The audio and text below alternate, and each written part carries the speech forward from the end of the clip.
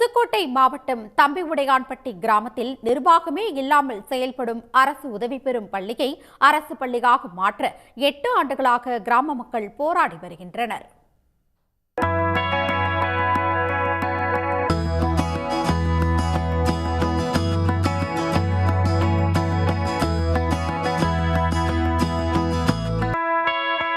புதுக்கோட்டை மாவட்டம் பெருங்களூர் அருகே உள்ள தம்பிஉடையான்பட்டி கிராமத்தில் 1000க்கும் மேற்பட்டோர் வசித்து வருகின்றனர்.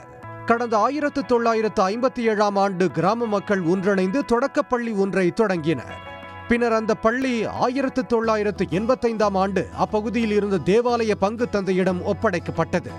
இதையடுத்து பங்கு தந்தை சிறுபான்மையினர் பள்ளியாக மாற்ற முயற்சி செய்த நேரத்தில் உடல்நலக் குறைவால் காலமானார். அதன் பின்னர் பள்ளியை நிர்வகிக்க யாரும் இல்லாமல் அரசு உதவி பெறும் தொடக்க பள்ளியாகவே செயல்பட்டு வந்தது. தற்போது வரை நிர்வாகம் இல்லாமல் செயல்பட்டு வரும் அந்த பள்ளியில் அரசு ஊதியத்தில் 2 ஆசிரியர்கள் பணியாற்றி வருகின்றனர்.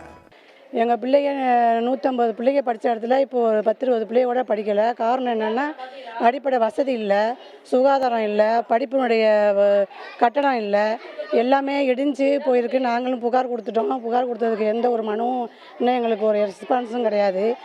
இப்போ பிள்ளைங்க திறந்த வெளியில் தான் எல்லாம் போகுதுங்க, திறந்த வெளியில் தான் உட்காந்து படிக்குதுங்க. எங்களுக்கு பெற்றோர்களுக்கும் ரொம்ப பயமாக இருக்குது பிள்ளைகளை அனுப்பி வைக்கிறதுக்கு. பலமுறை கோரிக்கை வைத்த நிலையில் பள்ளிக்கென தனியாக இடத்தை கொடுக்க கல்வித்துறை அதிகாரிகள் கேட்டுக்கொண்டனர்.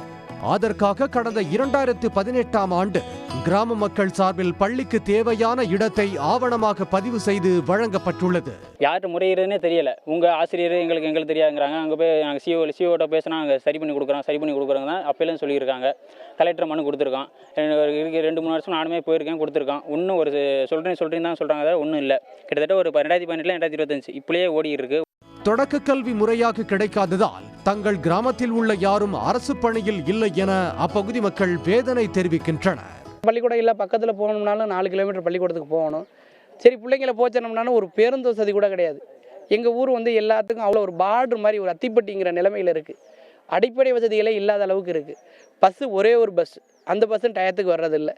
தங்கள் குழந்தைகளுக்கு முறையான தொடக்க கல்வியை வழங்க சம்பந்தப்பட்ட பள்ளியை அரசு பள்ளியாக மாற்றி பள்ளிக்கு தேவையான கட்டடம் உள்ளிட்ட அடிப்படை வசதிகளை அரசும் மாவட்ட நிர்வாகமும் செய்து தர வேண்டும் என்பதே கிராம மக்களின் கோரிக்கையாக உள்ளது. சன் செய்திகளுக்காக ஒளிப்பதிவாளர் பாண்டியனுடன் செய்தியாளர் முகமது ஷேக் அப்துல்லா. உடனுக்குடன் செய்திகளை தெரிந்து கொள்ள சன் நியூஸ் பெல் ஐகானை கிளிக் பண்ணுங்க.